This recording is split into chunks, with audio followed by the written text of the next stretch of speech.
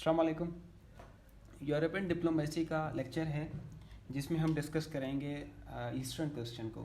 ठीक है, eastern question उसके बाद ये एक इंटरनेशनल क्वेश्चन बन जाता है, वो किस तरह से हम उसको डिस्कस करेंगे। यूरोपियन पावर्स किस तरह से ईस्टर्न क्वेश्चन में इन्वॉल्व होती हैं और ईस्टर्न क्वेश्चन की वजह से वर्ल्ड वार वन किस तरह से होती है। फिर उसके बाद हम देखेंगे कि ईस्टर्न क्वेश्चंस जो है वो किस तरह से ऑटोमन एम्पायर का डिक्लाइन का सबब बनते हैं। सबसे पहले ईस्टर्न क्वेश्चन हमेशा से इंटरनेशनल क्वेश्चन रहा हो, अब वो देखते हैं कैसे। तो ये कुछ स्टेट्स हैं बाल्कन पेनिनसुला की हम बात करते हैं, जिसको हम बाल्कन स्टेट भी कहते हैं। और ये एक छोटी स्टेट्स थी यूरोप की, जिसमें आप यहाँ पर अगर मैप में आप देखें तो ये जो है यहाँ पे सर्बिया, ठीक है, ये भी बाल्कन स्टेट में था। Romania Balkan state, Bulgaria Balkan state, Macedonia Balkan state, Albania Balkan state. ठीक है, तो ये यहाँ पे आप देखेंगे ना स्टार्स ये सारे इनकी कैपिटल हैं। और ये जो ये कैपिटल से आप देख सकते हैं ये स्टेट्स भी आपको नज़र आ रही होंगी। तो ये क्या थी, ये बाल्कन स्टेट्स थी जो कि ऑटोमन एम्पायर के अंडर में थी। यहाँ पे मैंने भी लिख लिया अलग से, Albania, Bosnia Herzegovina, Bulgaria, Croatia, Kosovo, Montenegro, North Macedonia, Romania, Serbia and Slovenia. ये क्या थी, ये एक ये सारी बाल्कन स्टेट्स थी और यूरोप की छोटी स्टेट्स थी। अब मसला क्या था इन स्टेट्स का, सबसे पहले ये इसमें ज़्यादातर जो मेजोरिटी थी वो क्रिश्चियन थे, एथनिक जो क्लास थी वो क्रिश्चियंस थे। कल्चर डिफरेंस था उनका। और मेन बात ये थी कि ये ऑटोमन एम्पायर के अंडर में थी जो कि मुस्लिम एम्पायर थी। ठीक है, और ये जो स्टेट्स थी बाल्कन स्टेट, ये क्या थी, ये क्रिश्चियन थी ज़्यादातर। सही है। अब ये एक ईस्टर्न पार्ट थी यूरोप का। अब ये क्वेश्चन रेज हुआ कि अगर ऑटोमन एम्पायर डिक्लाइन करता है तो इन बाल्कन स्टेट्स पे कौन रूल करेगा। ठीक है, ये था एक मतलब जो ना ईस्टर्न क्वेश्चन था। उसके बाद एक और क्वेश्चन के बाल्कन स्टेट का फेट क्या होगा, उनका क्या फ्यूचर होगा और उन पे कौन जो है रूल करेगा। अब ये एक क्वेश्चन था जो कि ईस्टर्न एम्पायर्स और जो भी मतलब पावरफुल एम्पायर्स के दरमियान एक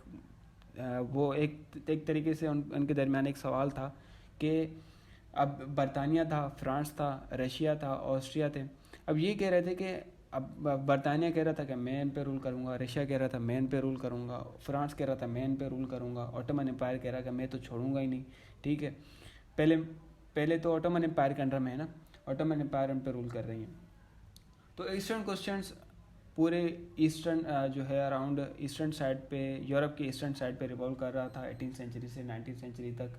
और इस तरह से जो है ईस्टर्न क्वेश्चन का अब इमरजेंस किस तरह से होता है, ये जब ऑटोमन एम्पायर बिल्कुल वीक हो जाती है ना, तो एक लोगों के दरमियान जिस तरह से होता है ना कि अब हुकूमत जाने वाली है, 5 साल पूरे होने वाले, 4 साल 5 साल पूरे होने वाले, हुकूमत जाने वाली है। अब कौन हुकूमत जो है ना हुक्मरानी करेगा, अब कौन हमारा प्राइम मिनिस्टर बनेगा, कौन हमारा प्रेसिडेंट बनेगा। तो ये यहाँ पर भी इस तरह से था। जब ऑटोमन एम्पायर डिक्लाइन कर रहा था तो इन ईस्टर्न एम्पायर्स के दरमियान जितनी भी यूरोपियन पावर्स थी, यूरोप्स पावरफुल स्टेट्स थे, उनके दरमियान ये क्वेश्चन रेज हुआ कि इन पे कौन रूल करेगा और जो स्टेट्स पीछे रह जाएंगी ये किस तरह से इनको लीड किया जाएगा, किस तरह से इन पे रूल किया जाएगा। ठीक है, अब रीज़न क्या था ऑटोमन एम्पायर की डिक्लाइन का, एक तो जो रूलर थे वो बहुत ज़्यादा वीक थे। ठीक है, फिर उसके बाद फाइनेंशियल क्राइसिस बहुत ज़्यादा हो गए थे उनके। आउट वेयरफेयर टेक्नोलॉजीज़, उनके पास कोई वारफेयर टेक्नोलॉजीज़ नहीं थी, मतलब इस तरह का कोई वेपनरी मशीन वगैरह उस तरह की कोई नहीं थी, जिसकी वजह से ये डिक्लाइन होता गया।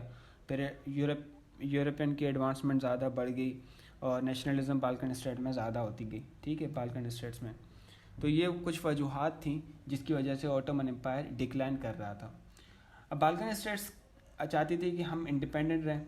ठीक है, जबकि जो दूसरी पावर्स थी वो चाहती थी हम इन बाल्कन स्टेट्स पे कंट्रोल करें और उन पर मतलब जो है पावर जमाएं अपनी। अब पावरफुल स्टेट कौन कौन सी थी, बरतानिया, फ्रांस, ऑस्ट्रिया और रशिया। ये 4 स्टेट्स थी जिनके दरमियान ये मसला चल रहा था कि इन पर कौन हुक्मरानी करेगा। फिर इसके बाद ईस्टर्न क्वेश्चन जो है, पहले तो था फॉर सपोज रशिया आ गया, रशिया ने कहा कि मैं जो है इन बाल्कन स्टेट्स पे हुक्मरानी करूँगा। ठीक है, अब ये जो था सिर्फ जो है यूरोप के दरमियान, यूरोप में ही एक क्वेश्चन रेज हुआ। लेकिन जब बरतानिया इसमें आ गया, फ्रांस इसमें आ गया, ऑस्ट्रिया भी इसमें आ गया और रशिया भी तो पहले से ही था इसमें, तो ये चारों स्टेट जब आ गई तो ये क्या बन गया, नेशनल क्वेश्चन, इंटरनेशनल क्वेश्चन बन गया। ठीक है, और इसको हम जो है ना स्टडी कॉम्पिटिशन भी कहते हैं पावरफुल स्टेट्स के दरमियान। अब उसके बाद रशिया बाल्कन स्टेट का नेबर भी था और रशिया चाहता था कि वो अपनी टेरिटरी को एक्सटेंड करे, बढ़ाए, ठीक है। फिर रशिया जो था पावरफुल स्टेट्स के लिए एक थ्रेट बन गया। क्यों थ्रेट बना?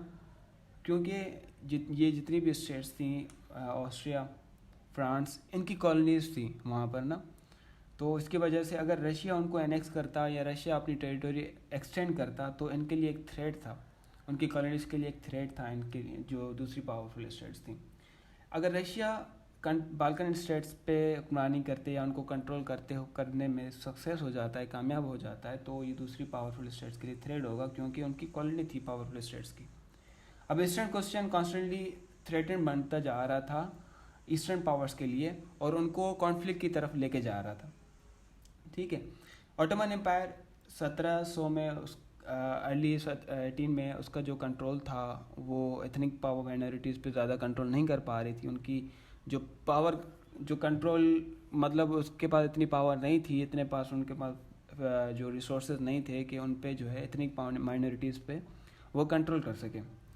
तो कुछ बाल्कन स्टेट्स वो पहले से इंडिपेंडेंट हो चुकी थी, ठीक है, जिसमें सर्बिया, हंगरी, रोमानिया और ग्रीस, ये 4 स्टेट्स थी जो कि पहले से इंडिपेंडेंट हो चुकी थी। फिर उसके बाद ये आर्ग्यू किया गया कि ईस्टर्न क्वेश्चन की वजह से वर्ल्ड वार 1 हुई। वर्ल्ड वार 1 का एक कॉज था, जिसकी ईस्टर्न क्वेश्चन एक कॉज था जिसकी वजह से वर्ल्ड वार 1 होती है 1948 में, ठीक है। फिर उसके बाद ऑस्ट्रिया क्या करता है, बोस्निया को एनेक्स करता है 1908 में, और Russia Balkan league of Serbia को सपोर्ट करता है, उसकी हेल्प करता है रिकग्नाइज़ करने में। बल्गेरिया, मैसेडोनिया और ग्रीस को, इनको क्या है, ये रिकग्नाइज़ करता है। रशिया से हेल्प लेने के बाद ये क्या करती हैं, ऑटोमन एम्पायर के अगेंस्ट वार में जाती हैं और ऑटोमन एम्पायर को 1912 में उनको डिफीट करती हैं। मिलिट्री वो ज़्यादा स्ट्रॉन्ग थे, उसके बाद वो आपस में भी लड़ना शुरू हो गए थे, ठीक है। तो ये था थोड़ा जो है ईस्टर्न क्वेश्चन, इसको हमने थोड़ा डिस्कस किया कि ईस्टर्न क्वेश्चन क्या था और कौन कौन सी स्टेट्स में इन्वॉल्व थी और किस तरह से ईस्टर्न क्वेश्चन इंटरनेशनल क्वेश्चन बना।